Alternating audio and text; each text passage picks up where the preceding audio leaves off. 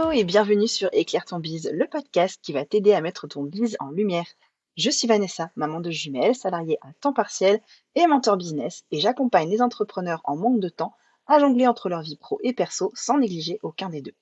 Si tu sens aujourd'hui que tu es freiné ou que tu stagnes dans le développement de ton business sans comprendre l'origine du problème, arrête-toi, tu es au bon endroit. Hello et bienvenue du coup sur Éclaire ton bise. Je suis ravie de vous accueillir sur ce nouvel épisode. Cette semaine, on va parler d'objectifs et pour parler d'objectifs, j'avais très envie d'inviter mon amie Marion du compte #Orga, qui est pour moi une reine aussi bien au niveau de l'organisation que des objectifs et vraiment d'optimisation de tout ce qu'on peut faire dans son business. Marion, comment ça va? Hey, salut Vanessa, ça va, écoute, ravie d'être avec toi. Bah moi aussi, je suis super contente. J'avais très envie de t'inviter sur le podcast depuis un moment, c'était l'occasion. Oui, et sur ce joli sujet des objectifs. Que tu connais un petit peu. Un petit peu, ouais, c'est vrai. J'avoue, c'est quand même un gros sujet en business, les objectifs, hein. Si peu, si peu. Marion, est-ce que tu veux bien te présenter, nous présenter un peu ce que tu fais? Donc je suis Marion, sans grande surprise, je gère le compte Instagram #Orga et mon job, c'est d'aider les entrepreneurs à s'organiser, alors de manière très générale, c'est très vaste dit comme ça, plus précisément à bien gérer leur temps et à faire en sorte que leurs actions et les actions sur lesquelles ils passent du temps comptent vraiment. Parce qu'on s'éparpille beaucoup en business souvent, c'est un vrai métier en fait d'être entrepreneur et on peut vite s'éparpiller sur la gestion du business plutôt que la gestion de ses clients. Donc il y a un vrai axe de stratégie d'organisation, donc d'objectifs dont on va parler aujourd'hui et je travaille beaucoup aussi avec l'outil Notion. Donc j'apprends aux gens à l'utiliser, de manière stratégique, de manière, logique pour eux, parce que c'est la logique de l'un n'est pas forcément la logique de l'autre. Voilà, donc je fais tout ça en atelier, individuel pour être au plus proche des besoins de mes clients. C'est top. Donc du coup, on est là aujourd'hui pour parler un peu des objectifs. L'année 2023 arrive, donc les bilans 2022 avec. Et tout ça, ça génère la nécessité de fixer des objectifs pour l'année prochaine. Et c'est en général étroitement lié avec la vision. Pour toi, c'est quoi la différence entre les objectifs et la vision, s'il y en a une? Alors oui, il y en a une. Encore une fois, tu l'as bien dit, pour moi. C'est-à-dire que sur ce genre de sujet, tant en termes de perception qu'en termes de méthode, je dirais, chacun a sa technique. Il n'y a pas de bonne technique ou de mauvaise technique, ça il faut bien l'avoir en tête. À part que tout le monde s'accorde à dire que les objectifs et la vision, c'est quand même assez important, peu importe le mot qu'on leur donne d'ailleurs. C'est juste important pour avoir un cap. Pour moi, une vision, c'est vraiment alors une vision, c'est vraiment un cap de comment je me vois dans, X années. Mais du coup, c'est même pas forcément que business. C'est-à-dire qu'une vision va aussi intégrer comment je veux que mon business prenne de la place ou pas dans mon futur quotidien, de ma vraie vie, parce qu'il y a de la vraie vie à côté du business. Et donc, ça peut être mon business dans X années, je le vois avec des salariés ou sans. Ça peut être, je me vois travailler de n'importe où dans un bureau, etc. Ça peut être, je veux travailler X heures par jour ou alors avoir mes journées structurées d'une certaine façon. Donc, c'est vraiment une vision, c'est vraiment une façon de se projeter dans le futur, assez lointain, hein. C'est pas, un futur à 1 ou 2 mois, c'est plutôt, à 1, 3, 5, 10 ans, par exemple, pour garder une espèce de fil rouge tout au long des années qui vont passer et essayer de se re-questionner chaque année en se disant: «OK, est-ce que ce que j'ai écrit l'année dernière sur mon cap, lointain, ma vision lointaine, est-ce que c'est toujours d'actualité? Est-ce que ça me fait toujours envie?» Je prends toujours l'exemple d'un voyage, bah, souvent tu essayes quand même de savoir où tu vas en finalité avant de définir l'itinéraire. Bah, c'est un petit C'est peu vrai. ça et donc la vision pour moi, elle est pas que business. Elle est comment je vois ma vie dans X années avec mon business à l'intérieur et comment tout s'entremêle, correctement, en tout cas de manière à ce que moi je me sente épanouie là-dedans, quoi. Donc c'est assez vague. Ça peut d'ailleurs être un vision board, donc juste un truc avec des images, des choses qui te parlent, des phrases qui te parlent, qui t'appellent. Ça peut être ça et c'est quelque chose, sur lequel tu vas régulièrement te repencher, quoi. Ok. Et du coup, ça c'était pour la vision. Et les objectifs? C'est beaucoup plus concret. Là, on arrête de rigoler là et c'est d'ailleurs là qu'est bien souvent l'erreur, c'est que souvent les objectifs qui sont fixés par les entrepreneurs sont pas du tout, concrets. Genre, être rentable, c'est pas concret, être rentable. C'est-à-dire que je peux être rentable si je fais 10 € de chiffre d'affaires et que j'ai eu 1 € de frais, je suis rentable de 9 €, enfin voilà. Mais est-ce que du coup, ça te suffit si tu fais 10 € sur ton année? Probablement que non. Sur les objectifs, il y a une vraie façon. Donc déjà, souvent en objectif, on travaille déjà en premier jet en annuel. On fixe 2, 3 objectifs annuels, business et on est sur des choses qui sont très mesurables. C'est-à-dire qu'à la fin de l'année, quand je les fixe, décembre 2022 par exemple, fin d'année 2023, je dois être capable de dire de manière très concrète si c'est atteint ou pas. Donc ça veut dire que mes objectifs doivent être précis, avec des chiffres éventuellement, une décomposition. Par exemple, si on est sur un objectif de chiffre d'affaires, on va aussi préciser si c'est du chiffre d'affaires hors taxe, si c'est du encaissé, du facturé, du vendu, ça n'a rien à voir entre, les différentes options. Mais on va aussi préciser si on a une volonté d'avoir un chiffre d'affaires stable sur l'année. Moi, je m'en fous.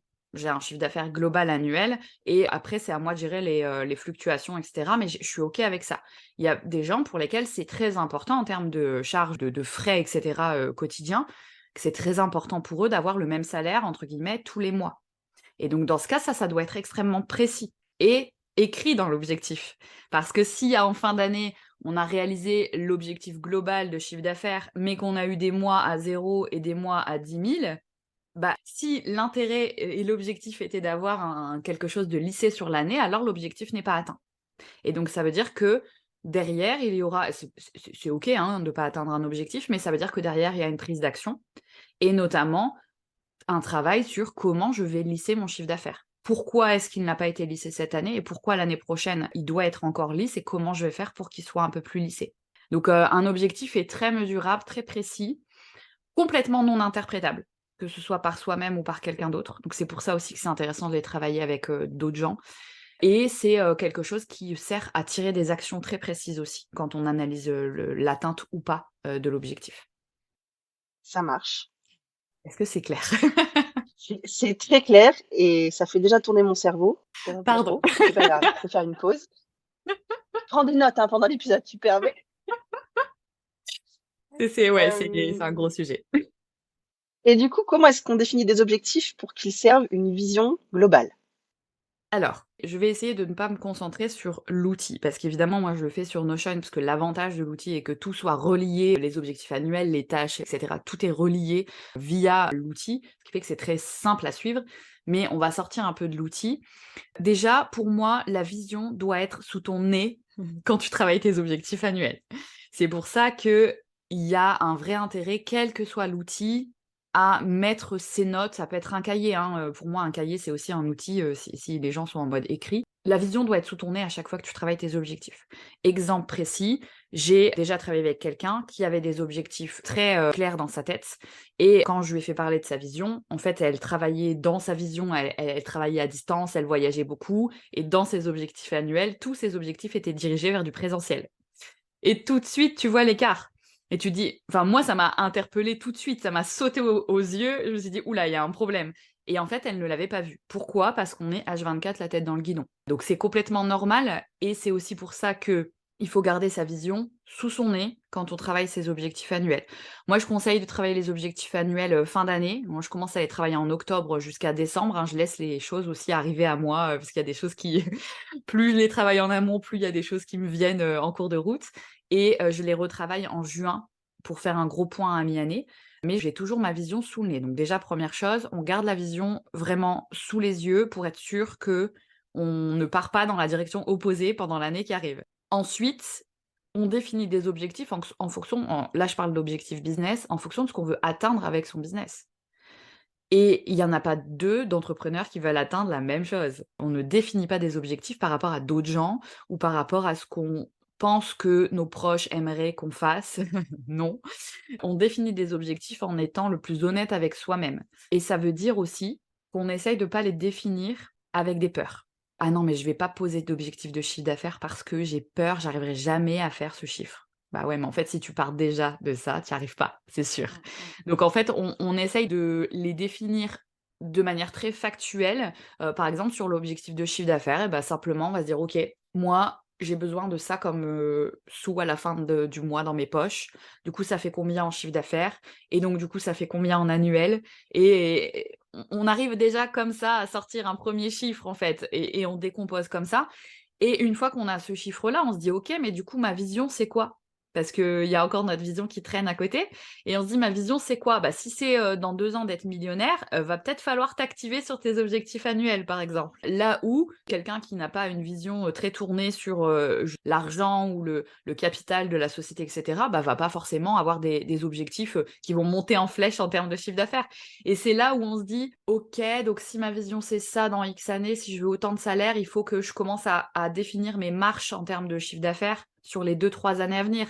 Donc forcément, si tu as un truc où tu veux faire 10 000 € de chiffre d'affaires cette année, mais que dans 3 ans, tu veux être à 300 000, va falloir t'y attaquer sérieusement, quoi. Et vaut mieux faire un petit peu plus, essayer d'aller chercher un peu plus dès le début, si tu as un objectif ambitieux dans 3-5 ans. Et c'est là où la vision, elle est intéressante parce que dès qu'on va poser des choses très concrètes en objectif, ça fait un peu flipper. «Ah non, non, non, je veux pas faire ça. Ah oh là là, non, ça fait un trop gros chiffre». Et j'ai souvent vraiment le cas en atelier de gens qui me disent, donc je leur pose la question: «Tu veux combien dans ta poche?» Et du coup, je fais le calcul inverse en disant: «OK, tu travailles combien de mois par an?» et cetera. Et on atterrit à un chiffre et la personne me dit: «Ah non, non, non, non, non, non, non, non, non, mais moi je peux pas faire ça. Moi je ferai jamais ça, cette année, c'est impossible». OK, mais du coup, tu vois l'écart entre ce dont tu rêves pour cette année et tu es déjà en train de te dire que tu vas pas le faire. Et c'est juste le fait de poser l'objectif en annuel qui paraît énorme, mais quand tu décomposes, finalement, c'est beaucoup plus actionnable et plus enfin, moins flippant, on va dire les choses clairement. Donc il y a un vrai jeu de ne pas se confronter trop à ses peurs à ce moment-là. Il faut juste écrire ce dont tu as envie pour cette année. Ça se structurera au fur et à mesure que tu travailles dessus et surtout garder la vision en ligne de mire quand même parce qu'effectivement, si tu as des vrais gros enjeux, par exemple, je parle du chiffre d'affaires parce que c'est très concret, hein, mais ça peut être dans X années, dans 5 ans, je travaille 15 heures par semaine. Ça peut être ça dans ta vision. Sauf que du coup, si là aujourd'hui tu en fais 70, le delta, il est énorme en fait en 5 ans. Mmh, mmh. Donc ça veut dire que dès aujourd'hui, si tu as un enjeu dans ta vision lointaine d'équilibrer ton temps pro par rapport à ton temps perso, il faut commencer à le mettre dans tes objectifs annuels aujourd'hui. Ça doit apparaître. Parce qu'en Bien fait, c'est sûr, pas bien la sûr. dernière année avant, les fameux 5 ans de ta vision, c'est pas cette dernière année où tu vas dire: «Ah ouais, c'est vrai, fallait que je baisse à 15 heures par semaine, je me souvenais plus». Non, faut commencer à le travailler dès maintenant parce que l'organisation, les objectifs et cetera, c'est des choses qui se travaillent sur du long terme et c'est pas simple à travailler en plus. Donc plus tôt tu bosses, mieux c'est.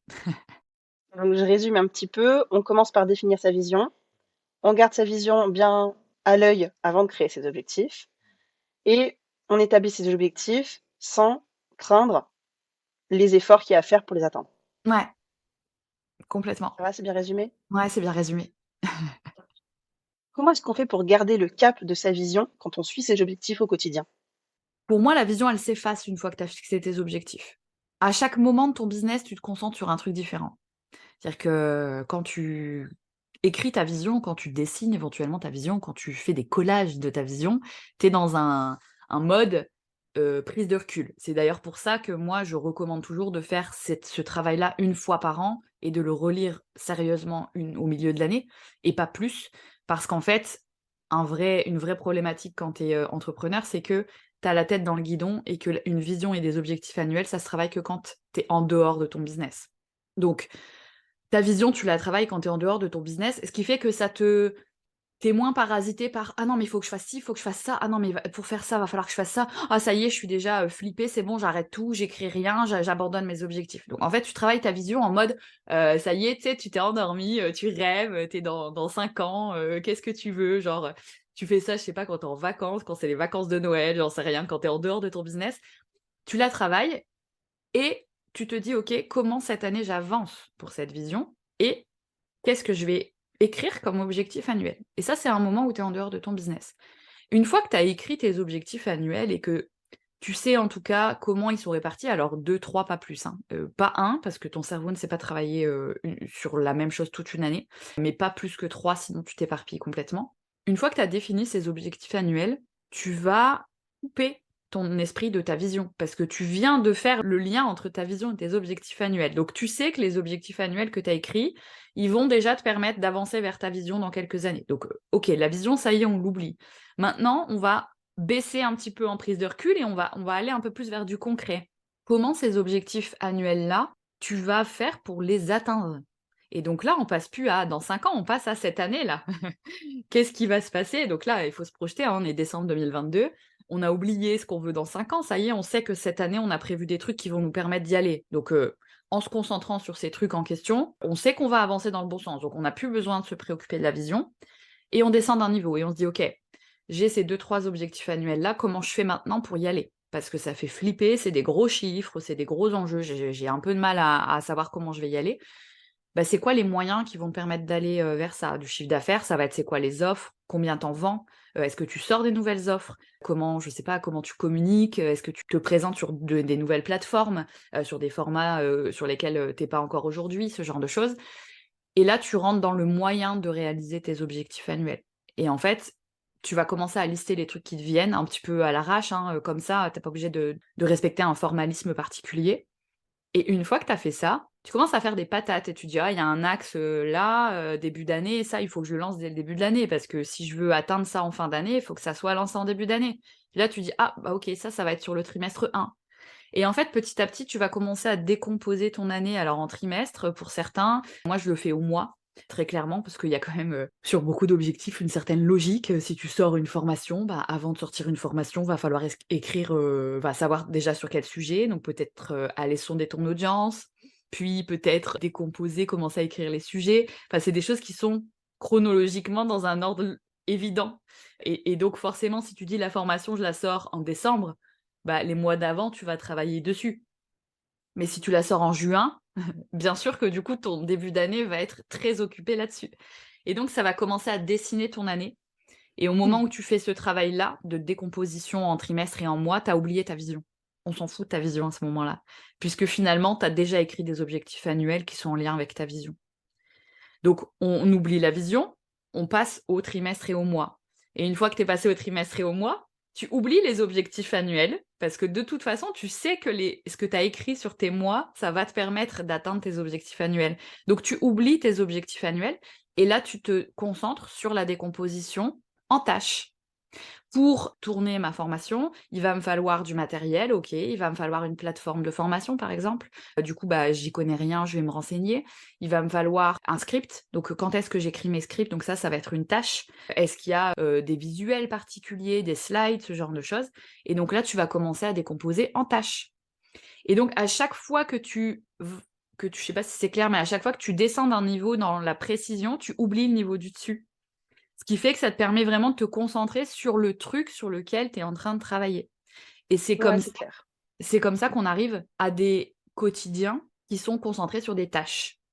Et c'est une charge mentale énorme en moins, parce que du coup, quand on arrive à ça, tu n'es plus dans le «qu'est-ce que je vais faire aujourd'hui?» Tu es dans le «OK, je dois faire ça aujourd'hui et j'arrête de tortiller, en fait, je ne sors pas de ça, je me concentre là-dessus parce que j'ai établi il y a déjà plusieurs mois que pour réaliser ma vision et donc mes objectifs annuels et donc mon objectif mensuel, il fallait que je fasse ces tâches-là.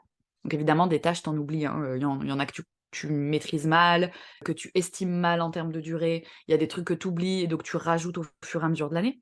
Mais ça te permet vraiment de te concentrer uniquement sur le niveau. Donc, pour moi, niveau, c'est vision, objectif annuel, mensuel et tâches. Ça te permet de te concentrer uniquement sur le niveau sur lequel tu es en ce moment même et du coup de te décharger mentalement de cette pression de: «Oh mon Dieu, faut que je fasse, X milliers d'euros de chiffre d'affaires cette année, ça fait flipper, ça y est, mon esprit s'égare. Comme j'ai peur, bah, tiens, je vais aller sur Instagram scroller un peu, ça me changera les idées», tu vois? Et ça, c'est le début de l'éparpillement. Donc le fait de se concentrer sur des choses très actionnables, c'est essentiel en fait pour pouvoir éviter de s'éparpiller, en business. Alors c'est super clair. Maintenant, j'ai une autre question qui m'est venue, qui du coup n'était pas prévue. Donc désolée pour l'imprévu, mais voilà, j'y vais quand même. Imaginons, je me retrouve, au mois, à arriver sur mes futurs objectifs, du mois. Je regarde les tâches et je me dis: «Ah mais en fait ça va pas du tout. J'ai plus du tout envie de faire ce que j'avais prévu au début. J'ai envie de changer». Comment tu fais pour changer à ce moment-là? Et surtout, comment tu fais pour être sûr que ton changement, il restera, OK avec le reste de ce que tu avais prévu sur l'année? Alors, c'est une très bonne question. Merci Vanessa de la poser. Je t'en prie, c'est C'est pas du tout drôle parce l'objectif. c'est ouais, oui, oui, c'est pour ça que ça me fait rire. En fait, c'est drôle parce que ça rejoint une vraie croyance qui ne concerne pas que les objectifs, mais l'organisation de manière générale. La croyance que l'organisation rend rigide les choses. Et c'est vraiment une croyance qui n'a pas lieu d'être parce que c'est l'extrême inverse. C'est-à-dire que être très organisé comme poser des objectifs très précis permet la flexibilité. C'est-à-dire que quand tu as tout décomposé, déjà, bah, potentiellement le projet que tu vas mettre de côté parce que tu sens que c'est plus le moment ou que tu as plus envie ou moins envie, ça veut pas dire que tu vas le jeter à la poubelle, déjà. S'il est formalisé, s'il est décomposé en tâches, c'est peut-être quelque chose que tu vas simplement décaler ou mettre en pause. Et donc dans ce cas-là, le travail que tu auras fait en amont, il va servir quand même, parce que tu auras appris à décomposer des choses. On va pas se mentir, en business, il y a quand même souvent des projets qui se ressemblent et sur lesquels tu peux capitaliser pour aller plus vite, pour les suivants. Donc potentiellement déjà, c'est pas un travail perdu et en plus de ça, et là, il y a une vraie dimension quand même d'outils, on va pas se mentir. C'est-à-dire que si tu as écrit tes objectifs sur, 150 pages d'un carnet, c'est sûr que c'est plus difficile à retrouver. C'est plus difficile de faire du copier-coller, par exemple. Donc c'est là où un outil comme Notion où tout y est relié, c'est très simple parce que quand tu vas mettre ton projet en pause ou le décaler à l'année d'après, par exemple, bah, tu vas prendre toutes les tâches qui sont reliées à ce projet-là et tu vas les décaler aussi sur l'année d'après. Donc c'est très simple et à ce moment-là, dans ton outil que tu as choisi, au moment où tu retravailles et tu identifies qu'il y a quelque chose que tu as plus envie de faire et qu'il y a quelque chose de nouveau que tu veux réintégrer, eh bien, tu refais le même travail qu'en début d'année. C'est-à-dire que tu relis ta vision vite fait, elle est déjà écrite, donc tout le travail est fait. Est-ce que ça change ce nouveau petit projet que tu veux faire? Est-ce que ça change tes objectifs annuels? Par exemple, est-ce que ça change ton objectif de chiffre d'affaires? Peut-être pas. Peut-être que c'est un nouveau moyen de générer du chiffre d'affaires et que du coup, il faut que tu estimes combien tu dois en vendre. Mais peut-être que ton objectif annuel de chiffre d'affaires ne va pas changer. Et que ton objectif annuel, par exemple, de bien équilibrer ton temps pro et ton temps perso, il va peut-être pas non plus changer par rapport à ça. Donc, est-ce que ça module ou pas tes objectifs annuels déjà? Et après, tu refais le même travail de décomposer.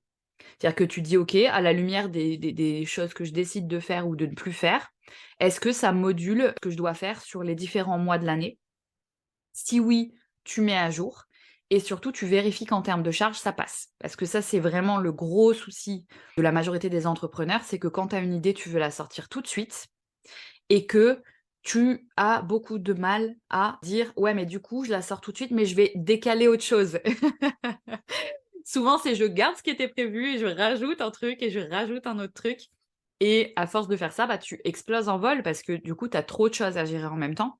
Donc il y a une vraie étape quand tu identifies ça, de replanifier rapidement. C'est pour ça que plus tu es à l'aise sur la planification d'objectifs, plus tu as trouvé ta petite trame dans ton outil favori, plus tu as ta vision sous le nez tout le temps, plus au moment où ça se produit, ce genre de «Ah tiens, j'ai envie de ci» ou «J'ai plus envie de ça», et ben, plus tu es rapide dans la mise à jour, on va dire, de ton planning annuel et de la décomposition, en tâches derrière. C'est aussi valable, j'ai une cliente qui a eu le cas et du coup, je me suis dit: «Trop bien» parce que ça lui a carrément servi. J'ai une cliente qui a dû se mettre en arrêt, plusieurs mois et dès qu'elle a repris, le premier truc qu'elle a fait, c'est revoir ses objectifs.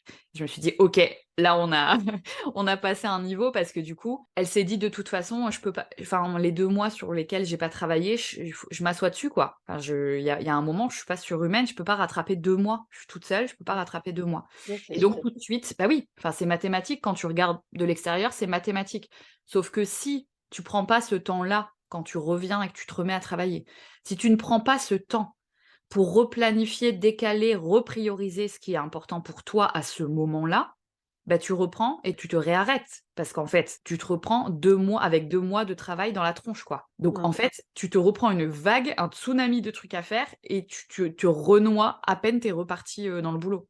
Et donc il y a ce vrai jeu de apprendre à prendre quelques heures pour reprioriser, pour en gagner après et pour vraiment mettre ton énergie et ton focus là où c'est important. On peut pas être pertinent sur 5 projets de front, c'est pas possible. On disperse notre énergie. Donc une chose à la fois et du coup, une chose à la fois incite, les gens à prioriser derrière. C'est obligatoire la priorisation de toute façon, pour pas s'épuiser. Donc c'est tout à fait possible. Merci Marion. Du coup, j'aurais bien aimé que tu nous parles un petit peu, j'ai vu que tu avais sorti sur Instagram, une nouvelle offre qui s'appelle «Victoire par chaos sur ton cerveau». Oui. Marion, explique-nous, c'est quoi ce truc? J'aime bien, avoir des petits noms un peu rigolos. Ouais, je vois ça. Les gens me disent souvent, moi j'ai genre mon cerveau, j'ai une pelote emmêlée, donc c'est un petit peu, je vois un peu mon job comme ça de démêler les nœuds de cerveau Et je suis assez, tranchée dans ma manière d'accompagner les gens aujourd'hui en individuel. C'est-à-dire que j'ai un accompagnement aujourd'hui où les gens prennent leurs ateliers, leurs 7 heures d'atelier, donc en 4 ateliers sur 1 an maximum. C'est-à-dire que c'est eux qui gèrent le rythme parce que je trouve que c'est important dans l'entrepreneuriat que l'entrepreneur se responsabilise aussi et travailler sur son orga, c'est pas forcément facile, c'est pas forcément confortable. Du coup, je donne la liberté aussi à la personne avec laquelle je travaille de choisir le rythme. Si elle a envie de beaucoup bosser entre les ateliers pour capitaliser sur mon accompagnement, qu'elle le fasse. Et donc, du coup, je laisse les ateliers s'étaler sur 1 an. Et la période de fin d'année arrivant, je sais à quel point parfois sur les objectifs notamment ou sur certains sujets, ça peut être compliqué de s'y mettre. Et donc j'ai pris le parti inverse de me dire: «OK, il y a des gens qui ont envie d'étaler sur, assez longtemps un accompagnement et il y a aussi des moments dans l'année, des moments dans les business où on est face à une marche à monter qui est un peu trop grande». Faut imaginer l'escalier avec des marches, normales et puis d'un seul coup, tu te retrouves face à une marche qui est juste, 5 fois ta taille et je me suis dit: «Comment je peux faire pour aider, les gens qui ont envie de monter cette marche, de la monter vite?» Et donc victoire par KO, 10 heures d'atelier avec moi en une seule semaine. Donc voilà Vanessa, tu sais ce que ça peut donner? Écoute, je sais pas si je dois dire au secours ou ouah, trop bien. Je pense les 2. Le début, c'est ouah, trop bien. Et puis quand tu te retrouves dedans, tu te dis au secours, quelle connerie j'ai fait. Et puis après, tu fais ouah, c'était trop bien. C'est ça. En fait, je pense qu'il y a une vraie problématique générale dans l'entrepreneuriat, c'est que on disperse nos efforts. Parce qu'en fait, il y a tellement de trucs à apprendre tout le temps. On nous a jamais appris à être entrepreneur, quoi. Donc tu dois apprendre en permanence des nouveaux trucs et en plus, tu es en permanence face à des choses qui te font flipper à fond. Donc du coup, quand tu as peur d'un truc, tu regardes ailleurs, histoire de détourner, ton attention et tu finis par t'éparpiller. Et c'est ce que je constate aussi un peu avec les accompagnements sur du long terme. C'est très efficace, mais par contre, parfois l'énergie et le travail des clients retombent entre les ateliers et ils se sentent complètement débordés par d'autres choses, par, des trucs perso, des trucs, pro et cetera et finalement le travail qu'ils ont commencé à faire, tu sais, il se met un peu de côté et puis, finalement ils ont du mal à s'y remettre et donc c'est vrai que là, travailler sur une semaine, ça veut dire que tu deviens ma prio de la semaine donc, là, c'est on arrête de rigoler. Et le deal, c'est aussi que la personne qui signe avec moi sur cette offre, elle réserve sa semaine. C'est-à-dire qu'elle ne fait rien d'autre de sa semaine.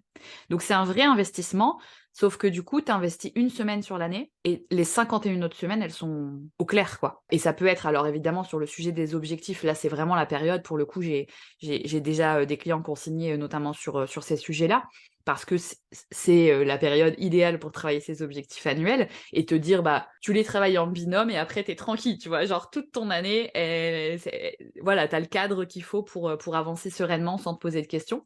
Mais ça peut être aussi des sujets sur, tu lances une offre ou il y a une offre qui existe et sur lesquels ton process est pas clair, tu vois?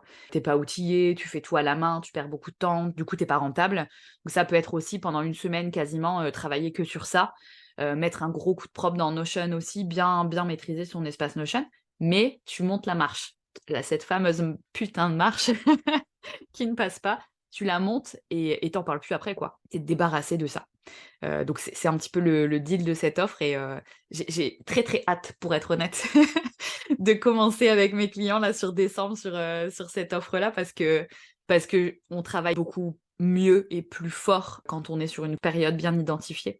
C'est quelque chose que je faisais déjà avant, dans des gros groupes pour le coup, mais c'est le travail, il y a un avant-après qui est incroyable quoi, sur ce genre de courte période. Donc j'ai hâte. Moi aussi, j'ai hâte de voir les retours des premières personnes que tu accompagneras là-dessus. Je sais pas si j'aurai un retour, pertinent dès le vendredi soir parce qu'ils vont être noyés à mon avis. Mais, mais voilà, le but c'est de voir aussi, comment tu peux monter cette énorme marche en une semaine et de voir un peu le après. Donc, ouais, rendez-vous fin décembre pour savoir ça. Ça marche. Merci Marion. Merci à toi. C'était un grand plaisir de t'avoir sur le podcast. Oui. Un grand plaisir de discuter avec toi d'un de mes sujets, favoris. Tu m'étonnes. Eh bien, j'espère que le sujet de l'épisode vous aura plu, que vous aurez appris plein de choses avec Marion. Vous retrouverez tous les petits liens pour aller suivre Marion sur Instagram et voir ses offres sur la description de l'épisode. Je vous retrouve la semaine prochaine pour la suite et puis on se retrouve sur Instagram en attendant. Bye bye!